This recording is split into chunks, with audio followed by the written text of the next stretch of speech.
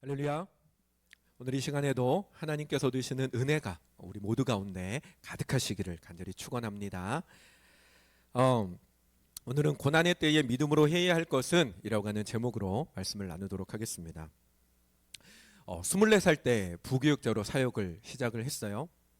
그리고 개척한 지 이제 2년 차에 접어드니까 한 24년 정도를 부교육자 생활을 했던 것 같습니다. 부교육자 사역을 쭉 하다 보면 한 번씩 이런 상황을 만나게 돼요. 뭐냐면 성도님, 담임 목사님과 트러블이 생긴 성도님을 찾아가서 담임 목사님을 위해서 변호를 해줘야 되는 그런 상황이 생기는 거죠. 목사님께서 그런 의도로 말씀하신 게 아닙니다. 목사님이 꼭 성도님 들으라고 말씀하신 거겠어요. 모두에게 하신 말씀이지 오해입니다.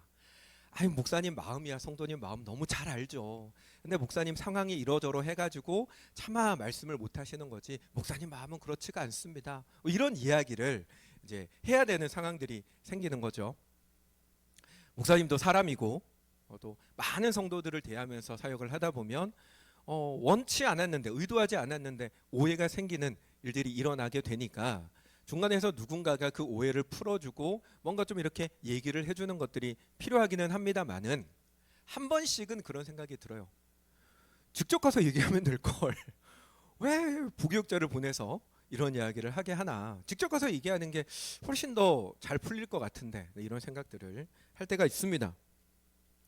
자, 이 말씀을 드리는 이유는요, 설교 준비를 하다가 문득 그런 생각이 들어서 그렇습니다. 3장에서 사도 바울이 지금 이야기하는 이 모든 이야기들이 바울이 지금 하나님을 위해서 변명을 하고 있는 건가? 자기가 고난당한 이 상황에 대해서 에베소 성도들에게 뭔가 이게 그런 게 아닌데 라고 하면서 이게 변명을 하고 있는 건가? 이런 생각을 할 수도 있겠다라고 하는 생각이 들었었습니다. 어떻습니까 여러분? 바울이 지금 하나님을 위해서 변명을 해주고 있는 건가요? 예수 믿으면 다 잘되고 다 복받아야 되는데 근데 고난을 자기가 당하고 있으니까 그걸 변명하는 걸까요? 하나님이 실수하신 게 아니다 라고 변호하고 내가 여러분에게 가르쳤던 내용들과 다르지만 그게 상황이 조금 이렇게 꼬여져서 그런 건데 원래는 이런 게 아닙니다 라고 변명을 하는 걸까요? 아니죠 여러분. 여러분 지금 사도 바울이 3장에 들어와서 던지는 메시지 에베소 성도들에게 이야기하는 거는요, 고난의 비밀입니다. 하나님께서 고난이라고 하는 것을 통해서 얼마나 놀라운 것들을 이루어 나가시는가라고 하는 세상에서는 이해할 수 없는 고난의 놀라운 비밀들, 나의 고난을 통해서 너희들이 여러분들이 하나님의 자녀가 됐습니다 라고 하는 이 놀라운 비밀을 사도 바울은 선언하고 있는 겁니다. 변명을 하는 게 아니라 이 놀라운 비밀을 선언하고 선포하고 있다라고 하는 것이죠. 그리고 이와 같은 바울 안에는요, 하나님에 대한 분명한 확신이 있습니다. 고난이 흔들지 못하는 하나님에 대한 분명한 신뢰가 바울 안에 있다는 것입니다. 사랑하는 여러분, 고난을 당하지 않게 해달라거나 당한 고난을 빨리 벗어나게 해달라고 하는 것이 여러분 성도의 우선이 되면 안 됩니다. 물론 주님께서 시험에 들지 않게 깨어 기도하라 라고도 말씀을 하셨고 또 야고보서 말씀에 고난 당하는 자가 있느냐 저는 기도할 것이요 라고 하면서 고난의 상황에 대해서 기도를 해야 된다라고 하는 말씀을 하셨음에도 불구하고 그것보다 우선되어지는 것이 있는데요, 그게 바로 하나님을 향한 확신입니다. 하나님을 향한 신뢰입니다. 여러분, 하나님은 선하십니다. 하나님께서 행하시는 모든 것은 다 우리를 위한 것입니다. 이건 명백한 사실입니다. 예레미야 29장 11절에 이렇게 말씀합니다. 같이 읽을까요? 너희를 향한 나의 생각을 내가 아나니 평안이요 재앙이 아니니라. 너희에게 미래와 희망을 주는 것이니라. 아멘. 이렇게 말씀하십니다. 하나님의 마음 가운데 우리를 향해 가지고 있는 확실한 생각이 있는데, 마음이 있는데 그게 뭐냐? 너희를 위한 마음이라는 거예요. 우리를 위한 마음이라는 것입니다. 우리에게 평안을 주고 우리에게 희망을 주려 하는 마음만 하나님 마음 가운데 있다라고 하는 것입니다. 로마서 8장 32절에서는 또 이런 말씀을 합니다. 이것도 같이 읽습니다. 자기 아들을 아끼지 아니하시고 우리 모든 사람을 위하여 내주시니가 어찌 그 아들과 함께 모든 것을 우리에게 주시지 아니하겠느냐. 아멘. 여러분, 우리를 위해서 아들까지 내어주신 분이 하나님이십니다. 내 생명보다 더 귀한 게 우리의 자녀잖아요. 그런데 그 생명보다 귀한 자녀를 내어줬다라고 하는 그 마음 속에는 어떤 마음이 있습니까? 그 자녀보다, 내어준 자녀보다 사실은 우리가 더 하나님께 귀하고 소중하더라라고 하는 것입니다. 그 말은 다르게 말하면 하나님이 무엇을 하시든 하나님 마음속에는 오직 우리만을 위하는 마음밖에 없다라고 하는 그 이야기 있죠. 얘들아, 내가 너희에게 하는 모든 건 정말로 다 너희를 위한 거야. 그게 의심스러우면 십자가를 봐라. 너희를 위해서라면 내 아들까지도 내줬는데 아직도 내 진심이 의심스러운 거냐? 라고 말씀을 하시는 거죠. 사랑하는 여러분, 하나님은 선하십니다. 여러분, 우리를 향해서 하시는 모든 것은 다 선합니다. 다 우리를 위한 일들입니다. 이건 분명한 사실입니다. 여러분, 우리는 이 사실을 굳게 믿어야 하는 것입니다. 그런데 문제가 있습니다. 이게 뭐냐면 내가 그걸 완전하게 믿지 못한다라고 하는 거예요. 왜 그렇습니까? 우리는 하나님도 나 같다라고 하는 생각을 종종 하기 때문에 그렇습니다. 여러분, 사람의 특징이 있어요. 인간의 특징. 그게 뭐냐면 자기중심성이에요. 자기중심성이 뭡니까? 내 중심이라는 거예요. 모든 것을 바라보는데 나 중심으로 본다라고 하는 거예요. 예를 들어볼까요? 새가 소리를 내요. 짹짹짹짹, 뾰로롱 뾰로롱 소리를 내요. 우린 그걸 보고 뭐라고 표현합니까? 새가 운다 표현하죠. 네, 새가 운다라고 하기도 하고요. 또 어떤 사람은 새가 노래한다라고 표현하기도 합니다. 지 기분이 좋으면 노래하는 거고 지 기분이 나쁘면 우는 거예요. 근데 여러분, 새는 소리 내는 거예요.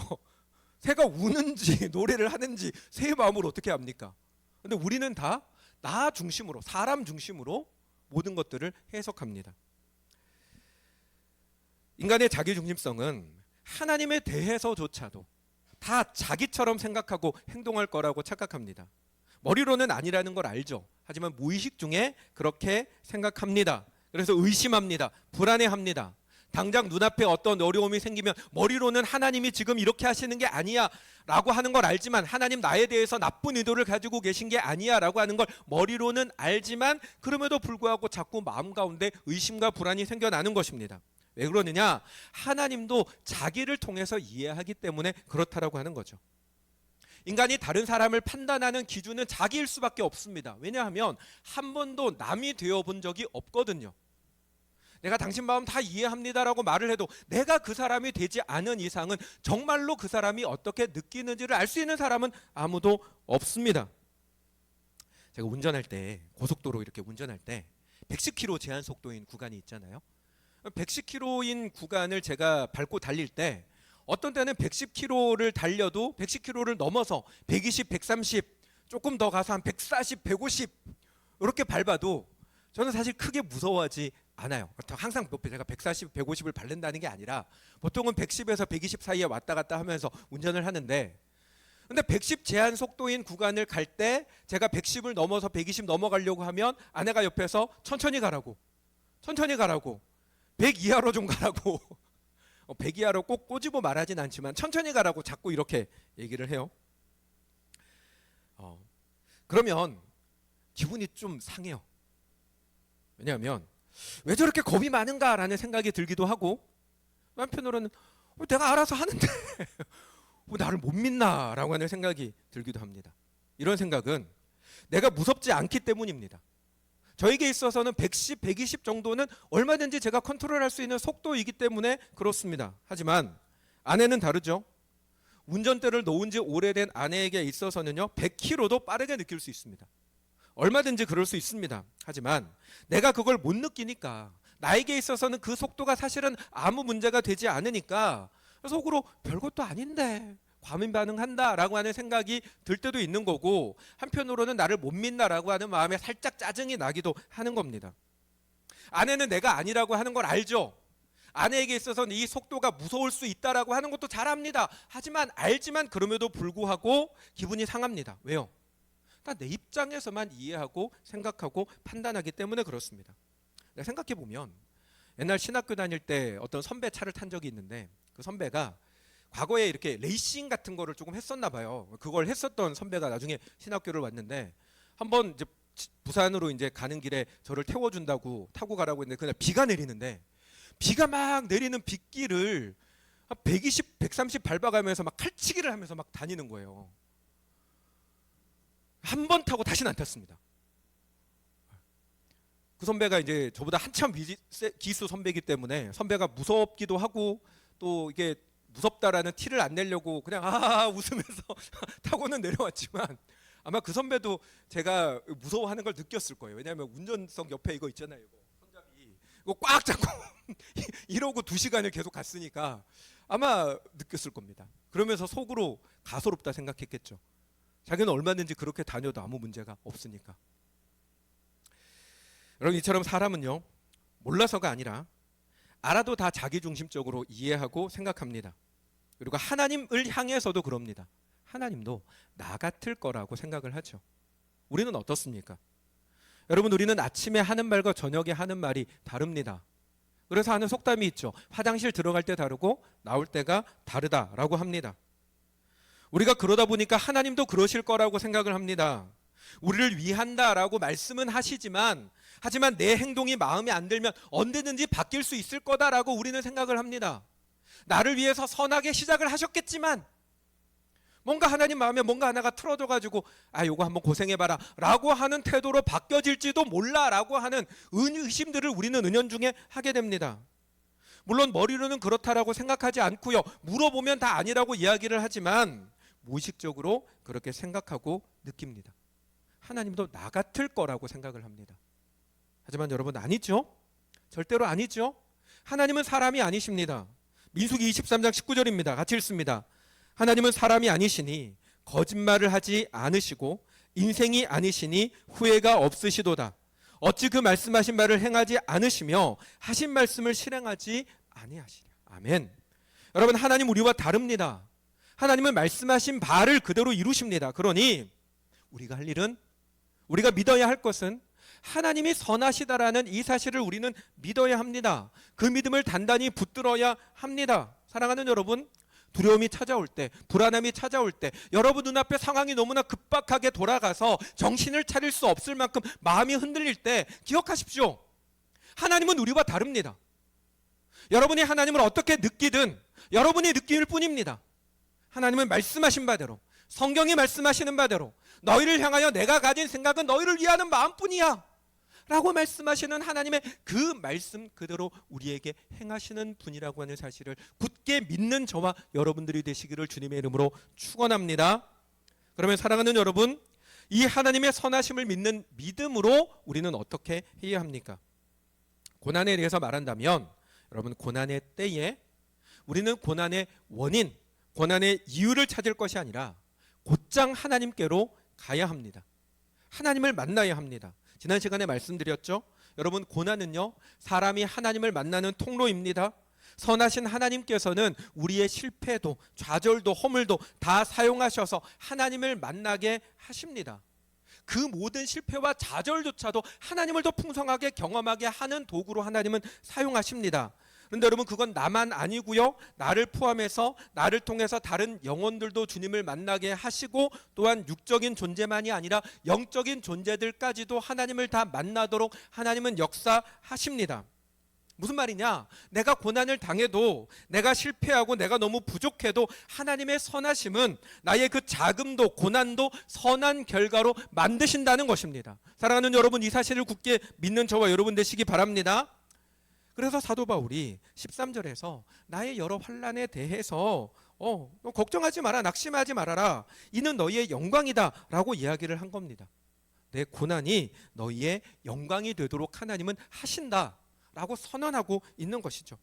사랑하는 여러분, 선하신 하나님은 반드시 모든 것을 선하게 사용하십니다. 반드시 선한 결과를 만들어 가십니다. 그건 분명 하나님께서 그렇게 하실 것입니다. 그러니 오직 우리가 할 일은 그 하나님을 믿는 것이고 그 믿음으로 하나님께 나아가는 겁니다. 그 하나님을 더 깊이 만나는 것입니다. 고난을 당할 때에, 내 인생에 뭔가 어려움이 찾아왔을 때에, 실패를 했을 때에 왜 고난이 찾아왔는지, 왜 내가 실패했는지 과거를 반추하여 돌아보고 원인을 찾는 것 필요할 수 있습니다. 그때 내가 이렇게 말하지 말았어야 됐는데, 그때 내가 이런 선택을 했어야 됐는데, 나에게 또 한 번 더 기회가 온다면 그때는 이렇게 선택을 해야지, 이렇게 말을 해야지, 이렇게 행동을 해야지. 우리 과거를 돌아보며 반성할 수 있습니다. 원인을 찾을 수 있습니다. 그것도 필요하고 좋은 것입니다. 하지만 그것보다 더 중요한 것, 더 우선되어야 하는 것이 있는데요, 그게 바로 하나님께 나아가는 것입니다. 왜냐하면 하나님이 주관하지 않으신다면, 하나님이 내 삶을 주관하지 않으신다면, 여러분, 내가 과거를 돌아보고 반성해서 새롭게 결단하는 것이, 과거의 문제를 찾아서 이렇게 하는 것이 더 낫겠다라고 하는 방법을 찾는 게 아무 의미가 없기 때문에 그렇습니다. 내가 무엇을 하더라도 하나님이 주관하지 않으신다면 그 결과는 결코 선하지 않기 때문에 그렇습니다. 사랑하는 여러분, 우리가 뭔가 치밀하게 계획하고 준비를 하면, 진행 과정을 꼼꼼하게 살펴서 잠을 줄여가면서 노력을 하면, 나의 과거를 철저하게 반성하고 다시는 그와 같은 행동을 하지 않으면, 그러면 여러분 최고의 결과를 만들어낼 수 있습니까? 그럴 수 있겠죠. 사람이 과거에서 경험을 얻어서, 지혜를 얻어서 똑같은 실수를 반복하지 않아서 뭔가 과거보다 훨씬 더 나은 결과들을 만들어내는 일들도 분명 세상 가운데 있습니다. 하지만 그게 세상적으로는 대단한 성공이 될지 몰라도 하나님께는 아닙니다. 여러분, 사람이 자신의 자금을 인식하고 하나님 앞에 엎드려서 하나님의 은혜를 구하고 하나님과 항상 동행하며 사는 것이 진짜 복입니다. 하나님 없이 내 힘만으로 살아서 뭔가를 이루는 것이, 그게 복이 아닙니다. 하나님 없이 내 힘으로 얼마든지 살아갈 수 있는 인생이 되는 것이 진짜 복이 아닙니다. 복은 하나님이 아니면 안 됩니다라고 하는 것을 고백하면서 하나님을 더 간절히 구하며 사는 것이 복입니다. 그런데 사람이 자신의 노력으로 뭔가를 이룬다면 그게 세상적으로는 부러운 일이고 대단한 일일지 몰라도 영적으로는 위험한 일입니다. 왜요? 하나님 없이 한 성공이 하나님으로부터 멀어지게 만드는 것이 될 수 있기 때문입니다. 그래서 차라리 여러분 넘어지는 것이, 차라리 실패하는 것이 여러분 오히려 복입니다.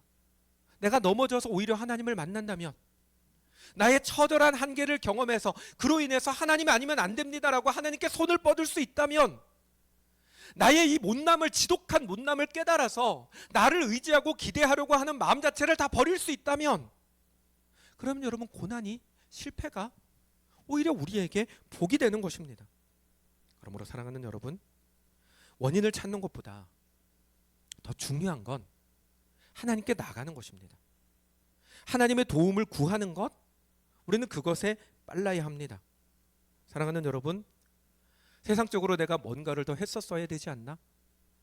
내가 그때 이런 식으로 반응했어야 되지 않나? 라고 하는 원인을 따지기 전에 여러분, 하나님께 나아가는 것에 더 빠른 사람들이 되시기를 주님의 이름으로 축원합니다. 고난이 찾아왔다라고 느껴질 때에 다른 생각하지 말고 뒤를 돌아보지 말고 그 즉시로 하나님께 나아가는 저와 여러분들이 되시기를 주님의 이름으로 축원합니다. 선하신 하나님은요, 비록 우리가 너무나 부족하고 못나도, 내가 세상에서 지탄을 받는 죄인이라 할지라도, 내가 정말로 지극히 초라한 인생이라 할지라도 하나님을 향하여 손을 뻗으며 하나님 내 손 좀 잡아주십시오, 하나님이 아니면 안 됩니다라고 하며 손을 뻗는 그 순간 하나님 반드시 우리의 손을 잡아주십니다. 여러분, 하나님이 가장 사랑하고 하나님께서 가장 원하시는 사람이 어떤 사람인지 아십니까? 똑똑한 사람, 봉사 많이 하는 사람, 헌금 많이 하는 사람, 머리가 대단히 좋아서 교회의 말씀을 다 꿰고 있고 그것을 가르쳐서 남을 많이 가르칠 수 있는 사람. 여러분, 하나님이 원하시는 사람은 그런 사람이 아닙니다. 하나님이 진심으로 간절히 원하고 찾으시는 사람은 하나님의 은혜가 아니면 안 됩니다 라고 하며 철저하게 하나님 앞에 엎드리는 사람입니다. 창세기에 야곱과 에서 형제가 있어요. 쌍둥이죠. 여러분, 우리는 로마서 9장의 말씀에 보면 하나님께서 내가 야곱은 사랑하고 에서는 미워하였다라고 하는 이와 같은 말씀들을 알고 있다 보니까 하나님께서 야곱을 사랑하시고 에서를 미워하셨다, 하나님 야곱을 더 사랑하셨다라고 하는 걸 우리는 아무렇지도 않게 받아들입니다만은, 근데 여러분 유대인들의 관점으로 보면 에서와 야곱을 세워놓고 유대인들에게 이 두 사람 중에 하나님이 더 사랑하시는 사람은 누굽니까? 라고 물어보면 100명에게 물어봐도 100명 다 에서라고 이야기를 하게 되어 있습니다. 왜냐하면 에서가 가지고 있는 모든 조건들은 누가 봐도 하나님이 사랑하시는 사람처럼 보이는 조건을 에서는 다 가지고 있거든요. 반대로 야곱은 누가 봐도 하나님이 미워하셔서 저주하신 인생처럼 보이는 사람이 야곱이었습니다. 왜 그러느냐? 여러분 에서와 야곱의 외형적인 특징이 있어요. 에서는 뭐 어떤 사람입니까?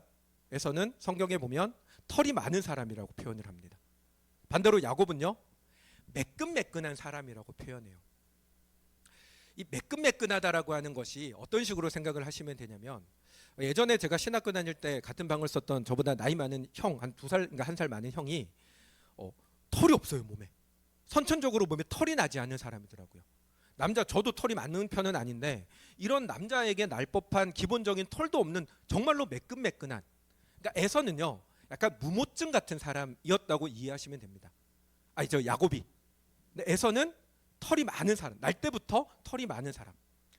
근데 여러분 유대인들에게 있어서 남자의 몸에서 털이 많다, 머리숱이 많다, 수염이 많다, 가슴에 막 털도 나고 매생이 털도 막 나고 막 왜 털이 많으면 그게 그 유대인들에게 있어서는 하나님께 복받은 상징으로 여겼습니다.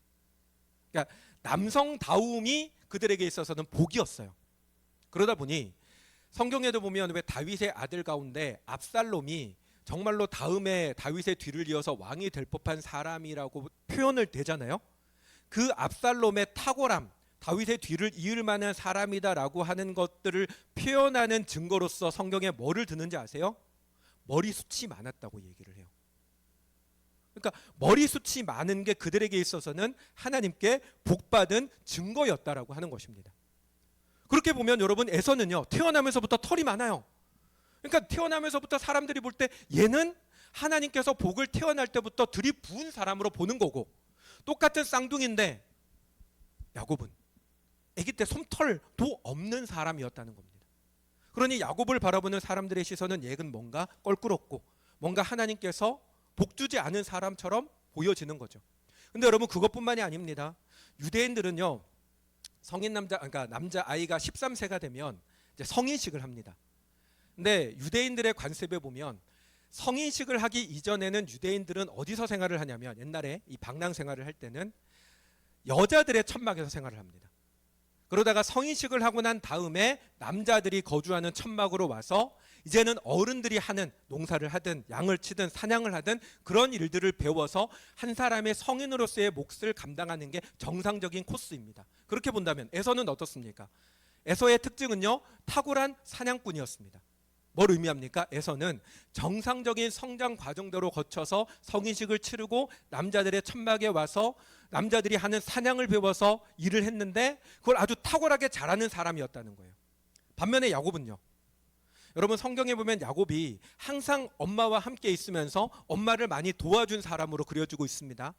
이게 요즘 부모님들의 눈으로 볼 때는 커도 엄마와 달콩달콩하게 지내고 엄마 일하는 거 도와주고 하니까 되게 엄마와 친밀감이 좋은 아들처럼 여겨지지만, 유대인들의 관점으로 보면 성인식을 치렀는데도 남자들의 천막에 가서 생활하지 않고 여자들의 천막에 여전히 거하면서 여자들이 할 법한 일들을 하는, 지금 표현으로 하면 표현이 조금 그렇지만 전응아, 성장 과정에 문제가 있는 아이처럼 여겨지던 존재가 야곱이었다는 것입니다. 그래서 어쩌면 여러분 리브가가 이 남편 이삭을 속여서라도 장자권을 주고 재산을 더 떼주고 싶어 했던 이유는요, 리브가의 마음속에는 야곱이 아픈 손가락이었기 때문에 그래요. 내가 죽고 나면 누가 이 아들을 돌봐줄까, 한 재산이라도 떼줘야지 라는 마음이 드는 사람이 야곱이었다는 것입니다. 그러다 보니 여러분 주변에 있는 모든 사람들의 눈으로 볼 때는 누가 이삭의 뒤를 이어야 되냐, 누가 하나님께 복받는 사람이냐, 누가 하나님이 기뻐하는 사람이냐라고 얘기를 한다면 모든 사람들이 야곱이 아니라 에서를 이야기할 만한 조건이 충분했다는 것입니다. 그럼에도 불구하고 왜 하나님께서 에서가 아니라 야곱을 사랑하신다고 하는지 아십니까? 그 이유는요, 야곱은 정말로 자기가 가진 게 아무것도 없었기 때문에, 자기 스스로도 자기는 너무 못났고 사람들에게 도저히 기대 하나 줄 수 없고 자기는 이미 성인이 됐는데도 불구하고 농사를 짓거나 사냥을 하거나 하는 건 취향에도 안 맞고 그냥 엄마 옆에서 엄마 도와주는 게 기쁜 사람인데 그런 자신의 이 한심한 모습 앞에서 하나님의 은혜, 장자권이라고 하는, 이게 장자권이 재산을 물려받는다는 것도 있지만 하나님의 복을 상징합니다. 하나님의 복을 구하는 그 은혜가 아니면 나는 살아갈 수 없다는 절박함을 가진 사람이 야곱이었다는 것입니다. 그래서 야곱은 아버지를 속이고 형을 속여서라도 그가 간절히 바랐던 것은 하나님의 은혜였습니다. 하나님께서 나에게 복 주지 않으시면 하나님 나는 살 수 없습니다. 하나님, 내가 내 아버지를 속여도 내 형을 속여도 사람들의 지탄을 받더라도 하나님이 나를 도와주시는 은혜를 얻을 수 있다면 하나님, 나는 기꺼이 그렇게 할 겁니다. 하나님 아니면 안 됩니다 라고 하는 사람이 야곱이었고, 그 야곱을 하나님은 사랑하셨다는 것입니다. 사랑하는 여러분, 우리 가운데 대단한 인생들이 있습니까? 하나님의 은혜가 아니고도 얼마든지 살아갈 수 있을 만큼 대단한 인생들이 있습니까? 사랑하는 여러분, 그렇다 할지라도 하나님의 은혜가 아니면 살아갈 수 있는 사람은 없습니다. 무엇보다 우리의 연약한 인생은, 나의 부족하고 한계 많은 인생은 하나님이 나를 붙들어주지 않으시면 서지 못하는 것이 우리의 솔직한 현실입니다. 그러므로 하나님이 가장 원하시는 건 나의 그 솔직한 현실을 인식하고 하나님께 손을 뻗는 겁니다. 하나님, 나를 불쌍히 여겨 주옵소서. 하나님, 내 손 좀 잡아주십시오. 하나님, 은혜 아니면 안 됩니다. 하나님, 도와주십시오. 우리가 그 하나님께 우리의 손을 뻗을 때에 하나님께서는 반드시 그 손을 잡으시고 우리의 걸음을 하나님께서 책임져 주관하십니다. 그러므로 사랑하는 여러분, 고난이 있습니까? 인생이 실패했습니까? 여러분의 마음이 복잡하고 어렵습니까? 괜찮습니다. 내 손을 뻗어 주님을 향해 내민다면, 하나님의 은혜를 구한다면 어떤 인생이든 하나님께서는 구원하시고 능력을 주시고 그 인생을 통하여 하나님의 영광을 드러내심을 믿습니다. 그 하나님을 온전히 만나는 저와 여러분들이 되시기를 주님의 이름으로 축원합니다. 아멘. 우리 같이 함께 찬양하겠습니다.